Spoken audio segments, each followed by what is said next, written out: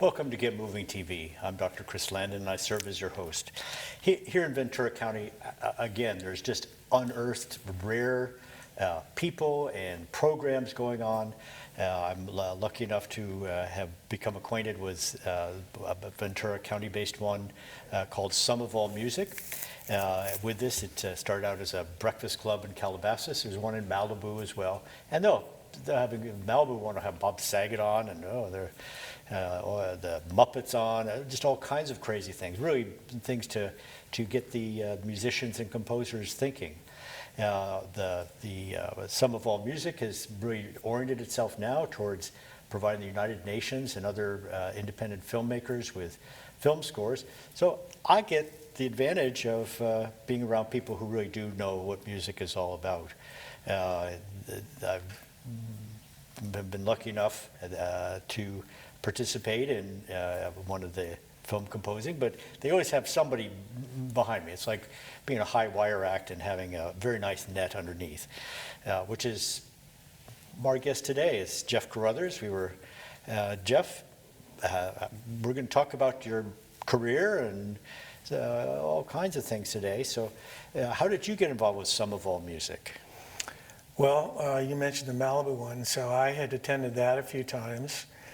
And then when the pandemic hit, no one was going, but a couple friends of mine that had known about the Agora or Calabasas chapter of it told me about it. And so I dialed on in a couple of years ago. I think this is about the second year we've been in the pandemic about now. So that's how I got involved. And I spoke with Joseph Metcalf, who's the moderator of the group, and told him that I had been in the record business for a long time, but looking to meet more people to network toward film and TV, and because I like doing cues and soundtrack. So cues and soundtrack, and there are all these.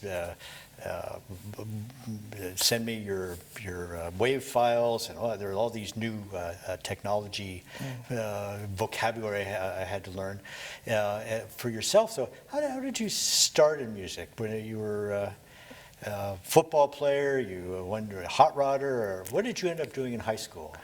I learned how to play guitar in junior high school. And I had actually started on piano when I was a little kid. My grandfather, he was the conductor when they used to have live music on radio shows back in the 30s in Pittsburgh, Pennsylvania. And he worked his way out to Hollywood to get into writing for the movies, which he did. And I started taking piano lessons from him when I was 5 or 6 years old. And I did that till I was about 10. And then, as you just said, I wanted to get it out there with the other kids. And I didn't want to be practicing after school and all the kids were out playing. So I put the piano down for a little while. But just a few years later, I got interested in guitar because the Beatles and a lot of the groups you were seeing on TV and hearing on the radio, all guitar bands. And so I got into playing guitar and went from there. Well, and there's the chicks and all that. Yeah, and when you're 11 years old, that's what you're thinking about. You want to be a guitar god. Yes. Well, and you are a guitar god now, which we'll get to that. So here you are. You're in junior high school, and I had a friend who's a pediatrician, and his son plays cello. And my daughter had taken her piano lessons for a year and then just stopped. And I said, well, Myron, how did you get him to, continue? Because he said, $5. I go, I'm sorry, I don't recognize that word, $5. He said, I would pay him $5 every time he sat at the piano. Oh. So 5 years, you must have been a wealthy young man. So here you are, you're in junior high school, now you're in high school. Or did you join band? I mean, how did you progress in your skills and your understanding? I mean, starting piano, of course, that. Yeah, well, of course, I took lessons at the local music store and learned how to play, the basic chords up and down the neck and, practice scales and whatnot. But of course, there are older guys teaching you not what I want to play. right? Yes. So I am going after school now, and I'm what they call dropping the needle on a vinyl record player. And back then you could slow it down to 16 RPM, right? So here I am learning the guitar solos from Eric Clapton and Jimi Hendrix, and basically learning how to play rock lead guitar. And once kind of getting a few riffs under my hands, meeting some friends at school, and of course we put the old famous garage band together.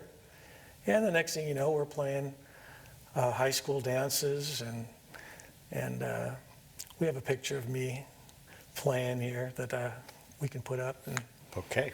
And with the long hair and back and forth, we watched Evan with Exit 15 from Some of All Music, and he's got that rock thing down. He's played the Canyon Club. So did you got all your moves down too, or? So probably, but mostly just playing this, the songs we liked as kids of the day, and we're good enough that all the high schools wanted us to play their sock hops. So we're playing all the dances, and then we started playing some of these private parties and casuals, you'd call them. And so that was like kind of the high school years. And then when I got into college, then I had really only one choice but to study classical guitar, because back in the 70s, that's what the curriculum was for guitar players. They did have jazz band, but there wasn't really anybody teaching you jazz or rock, or there was no recording curriculum. It was pretty much you just had to, be in the classical guitar department. So I did that for, the 4 years that I was in college getting my bachelor's degree. So now we have, Musicians Institute, USC, you've got, so life might have been a little different, but you're a smooth jazz god, as they say. That's a lot later on. Yeah. That's a lot later on. I mean, so what was that journey? It's an arc of life here. Okay, so I can go through it pretty quickly. So during college, of course, on the outside, I'm taking lessons from jazz guitar players because now I'm hearing George Benson, and I'm hearing some of these guys that are crossing over into popular music, right? So I want to learn how to do all that too. Okay, so I'm learning a lot more about the instrument and listening to a lot more pop music along the way. And now I'm about to graduate college, and I'm thinking about, okay, so what am I going to do to make a living? And let me get myself into a group and start playing and making some money. While I still keep getting better at what I do. Now I'm getting into the club years of my evolution.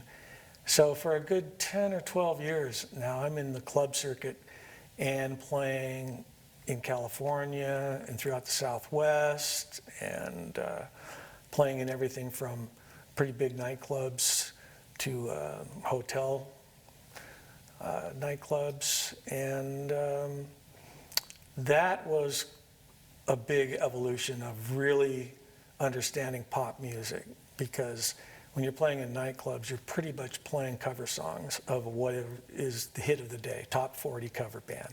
So I did that for a really long time, and listened still very intently. There's no YouTube back then. There was nobody to show you, here's how you play the song. You had to listen to either a vinyl record or, when cassettes finally came out, and you had to just focus in on what your part was and really hear it. So along with that, you're hearing just the makeup of how they put these songs together, and kind of hear why are these songs in the top 40 on Billboard in the first place. So at one of my last top 40 club gigs, where I was in a house band that played in Studio City for quite a few years, a production company came in. Maybe they happened to come in. I think they were actually looking at one of our lead singers. We always had a female lead.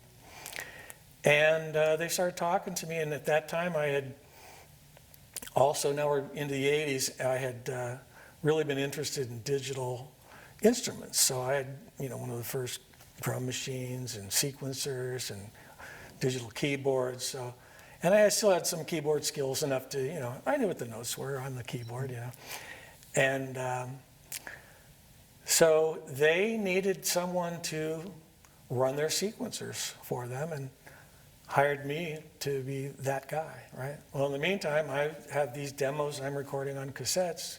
One of the guys hears one of my demos, he goes, I kind of like that, let me write something to it. That song ends up going on a group on Motown, a young group, and became a platinum record. So I quit the nightclub band and stayed into the recording studio and production side of music pretty much ever since then. So so piano, junior high school, college, 10 years or however long in the clubs before, and then you regenerated or evolved into the next. Yeah, and so now I'm in studios with the big mixing consoles and the 2-inch tape machines. And now as a songwriter and arranger, I'm kind of coming in there, bringing all my keyboards and drum machines and setting all that up. And back then we'd lay a track of Simpty to one of the 24-track, and then they'd play that back and we'd sync everything up and lay it all down. And they'd make a bounce of that and put up another 24-track. And at this point, I might be going home if that was my involvement in the project. But then singers would come in with, that the production company had got a contract through with whatever record company. And we worked a lot with Motown and MCA and mostly all the record companies, A&M and whoever was in town at that time. And we'd do the vocals. And I got my first production through this company that I was working with.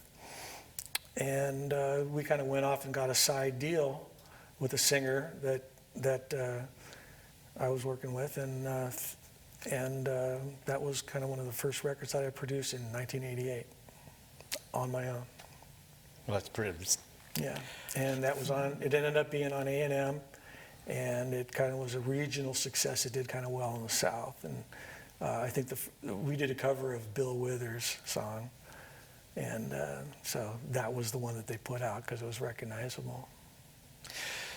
So where did things go? So now you're independent producer, so recording, you've got all this from there, that's kind of background. when I got into the smooth jazz genre. I had been writing all these R&B tunes on these tracks, and I'd have singers come to my studio. I had a studio for a while on Wilshire Boulevard in the La Brea Arts District, and it was in a office building. So after hours, after everyone else had gone and left for the day, I'd show up at 5 o'clock and go to work. So I was on the opposite side of everybody else, so that I wouldn't bother anybody, of course, right? So I had artists that I was working with come over, and I'm, of course, trying to get songs placed on different labels, through my connections from the production company that I'd worked with. And I had met an engineer that recorded one of these records that I had done that I had to deal with. And he said, I'm producing an artist on a little label, and it's all instrumental, and it's a saxophone player. And he said, do you have any songs that you want to put on this guy's record? And I said, well, why don't you listen to a couple things here that haven't gone anywhere yet? And so we put it together and took the vocalists off these songs, had the player just kind of do the melodies that he had heard with saxophone instead. And so this guy turned out to be Boney James, who ended up being very popular to this day in the smooth jazz scene. And that was his first record, pretty much, was mostly my songs that we kind of reformulated into this smooth jazz genre, which is kind of a combination of instrumental, jazzy melodies over top of R&B music beds. So can you explain just a little, so you're rock, so how is rock constructed, and then you moved on to how is that constructed, and then smooth jazz is constructed a different way, so it's a matter of the chords. It's just a different style. I mean, So it's a different tempo, different notes, different instruments. I mean, to me, I can do whatever kind of music, you know, and so rock is just the instruments that you choose and the attitude you play it with, you know, and so smooth jazz is kind of the same way. It's just the instruments you choose and the attitude and the background you play it, where you're coming from. You know, I guess I could break it down further and say pentatonic scales has a lot to do with rock music, and in jazz there's a little bit more, you know, flavor as far as musicianship, only in the sense of the knowledge of scales on your instrument, but not in the sense of performance-wise. I mean, you know, the Eddie Van Halens and the great rock guitar players from our day that you know, played mostly pentatonic scales, though, but their techniques are incomparable and are just as good as any of the greatest musicians that ever lived, right? Well, I was telling you earlier, my first recording was at age 4, and my dad had worked for Hill and Range Publishing, which is sheet music, which people don't know about. This was records, and they didn't have jackets on them, and he was a writer, so he wrote the liner notes, started liner notes, and so they sent him down to Memphis, Tennessee, and they dragged me along, and the day after we did something, we went in this little studio, maybe the size of this stage. It had little pony walls, and the vice president of RCA, Victor Records, was there, and he was assigned to calm me down at age 4, so I had this box of paper clips, and I was making paperclip necklaces and bracelets and everything, and the engineer, I remember there's this one mic, I think it was probably a giant Sennheiser mic in the center of the room, and he had to have the guitar player, the rhythm guitar was at a certain, the vocalist, and then all he had was a snare drum, so it wouldn't overcome things, stand-up bass, and I remember the lead guitar player was stabbing his speakers with I think a Bic pen to get a different sound from what the speakers were showing us. So I'm 4, this is great stuff, and so they start recording, and they recording 1, the engineer, oh no, we got about, moves people around the room, oh, recording 2, it moves people around the room, and so 18 takes, and I've run out of paper clips. Steve Scholes freaks out, gets me a yellow pad with a ruler and a pencil, and I'm 4, and I'm making lines, the straightest lines ever, and somewhere around take 19, 20, I've got my ruler, and I'm just tapping away in the background, and somewhere around take 28, they stopped, and the engineer said, okay. I think it was around take 19, 20, plays it back, and it said, I think a Nakamichi tape recorder smuggled in from Japan, because we'd just been at war with Japan, this would be 1955, and shakes it, still that sounds, cleans the head, still the sound is there, so the first release of Johnny Cash's I Walk the Line, I got my little ruler in the background. So that was you in the background? That was me in the background, but since I've lost all sense of rhythm and time and all that, it's very adventurous. So now we have, you know, time correct abilities and Pro Tools, and would fix it right up. Yeah, auto-tune and everything else. I mean, I could sound good. Auto-tune that paper. No, I don't think so. Yeah. So what do you use for mics now? And you have a digital library of your own, I think. Well, I have a library that's for sale, through a distributor called Big Fish Audio. Mm-hmm. And these libraries contain different styles of music that I've done, some by myself, some with other people. Everything from flamenco to smooth jazz to rock to 70s funk, and to cinematic and sound design, instruments that can be loaded into Contact, which is, you know, a product that you can put into your DAW, your digital audio workstation, and bring up all these different styles of music to incorporate into your own productions. So good or bad? In what sense? So I have a friend, Mike Malloy. He works in radiology because he knows everything there is to know about computers. And so in terms of digital management of computerized x-rays, he's great. But he also did film composing for National Geographic and the like. And he has the Vienna Symphony Orchestra, every single note played with a live instrument. Right. So is your library It's like, yes, every single note is played by a live instrument, and in all these different styles. So all the guitars I played, or the people that I work with played. The drums are all live played. I've mixed everything, so you can use my mixes, or you can pull it apart. We also, in the product, everything is broken out into what we call stems. So you can have each individual instrument, right down to just individual drums too, and incorporate that into your own project or put it together your own way. Well, as you know, we had this project with Taylor's Embroidery, the Ethiopian project, and Jeff Gross, who was supposed to help me out, drops out, and so I go, okay, well, I don't really know how to do much of anything. Let me play with this, and I have a 15-year-old kid who I've known for a long time who picked up the ney, and that being one of the native instruments, and so we put something together, and your eyes didn't roll all the way back in your head, but it was pretty obvious that we were not on the mark, but could improve and be improved by someone who really knew what they were doing. And he went back to his instructor and he said, "Oh,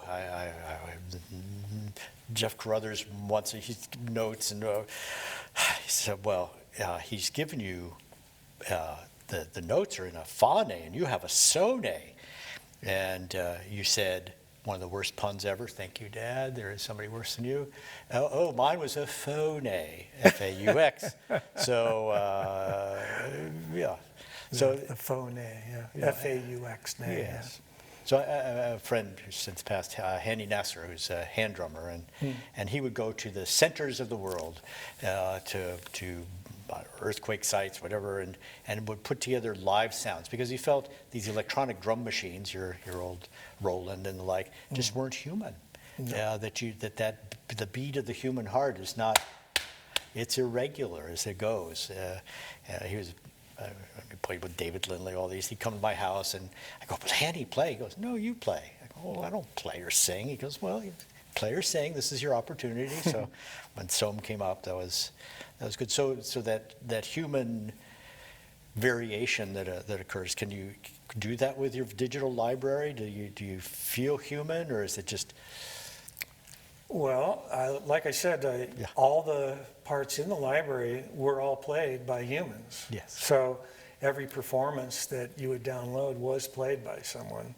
There's nothing that was done and then, quantized. I guess what I'm saying is that a lot of times we'll fix performances. Even from humans, you have to fix performances. People's timing, musicians' timing isn't always perfect. Now, you don't want it to be perfect because then that takes the human quality out of it.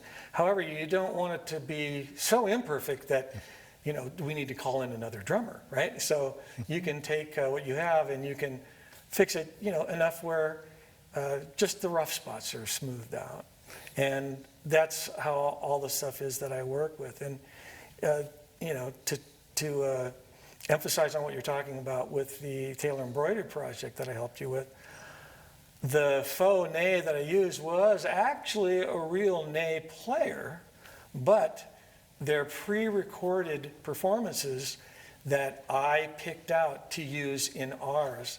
So they didn't have the inspiration from a real musician listening to what we made and reacting to it. Their inspiration from me grabbing what I thought would work for the piece that I had from what you had suggested to me. Yes. Well, and plus you're looking at the scene and you're watching her move through the scene, and how can you propel that along with? Yes, that's true. So we're looking at a video, a movie that we were asked to do the music for. And this particular cue, we're watching the reactions of the people that are interacting. We're listening to the pitch and tone of their voice and hearing their emotions. And we're looking at just the scenery that it was cut into and making our decisions as to what the music should be to emphasize what we're seeing on the screen to help propel it along. Yeah, and with native instruments to Ethiopia as best we could. Yep, yep. You know, just when I look at the French, you know, black and white films, there's always a jazz. I mean, that's where some of the best jazz was accompanying Or an them. accordion or something, yeah. That's, you know, a gentleman knows how to play the accordion and knows not to play it. Yeah. So now that in this part of your career, I've interviewed, Michael McDonald and Willie Ornelas and Maitland Ward we were talking about, and every single one of them is as you and I are, which is we want to look at each other in the eyes because we're not hearing as well after all those years of that. So where do you see things going? In terms of recording? I mean, now that you're paid 0.00001 cent per. Yeah, well, there's a couple of subjects there. You know, the monetization part that you just ended there with, that's getting better. And I see that in the future getting better yet. And I see musicians getting paid more for the streams. As far as music in general, you know, the libraries I do, that's a sideline to my actual recordings that I get out and, you know, still get to radio and streaming platforms. I'll make a plug for myself right now. I have one coming out in a couple of weeks on January 31st. It's called Back in the Sun, and it's from a client of mine that I worked with called Janice Lacey. The album is called Catalina, which also was the first single that was released last year in June. And this one is another smooth jazz song, and it features a friend of mine on tenor sax, Eden Perez from Rio Grande, Texas. And that can bring me to another subject about recording remotely, which is going into the future of music. I see this happening more and more, especially with the COVID epidemic. A lot of us have been recording remotely, and we'll complete our part, send it to the next person or a friend of ours that's another musician that we want to perform on what we're doing. They'll do that, send it back. Of course, there's some collaboration along the way, getting what you want, so that there's not a lot of, okay, well, I didn't hear that, so do it again. At any rate, I see a lot of remote recording happening in the future. And as the technology improves, a lot of that simultaneously happening. I know that they can do that now. You know, we've seen the sessions that have taken place in Los Angeles and London at the same time with some famous people. But I think it's going to be more on an everyday basis going forward, where they'll just be able to arrange a time, everybody logs on, and they've got their studio and their microphones and their setup, and you know, the drummer counts it off, and we have a live session, and we do a few takes, and then all those tracks can be all stemmed out and edited by whoever's going to mix that later on. And I also see just the digital replications of analog gear continually getting better and better and better. And I'm always upgrading my stuff. You know, we talked in the hallway just now about always having to do the latest OS, the latest computers, so that you can have the latest and greatest stuff to work with and, you know, make the best possible music you can. Well, Jeff, thank you so much. Thank him for making the best possible music. Ventura, we have a lot of local resources, incredible town, but also we look to the future. How are you going to be making music? How are you going to be working with internationally? So Ventura, it's time for you to get moving. And cut.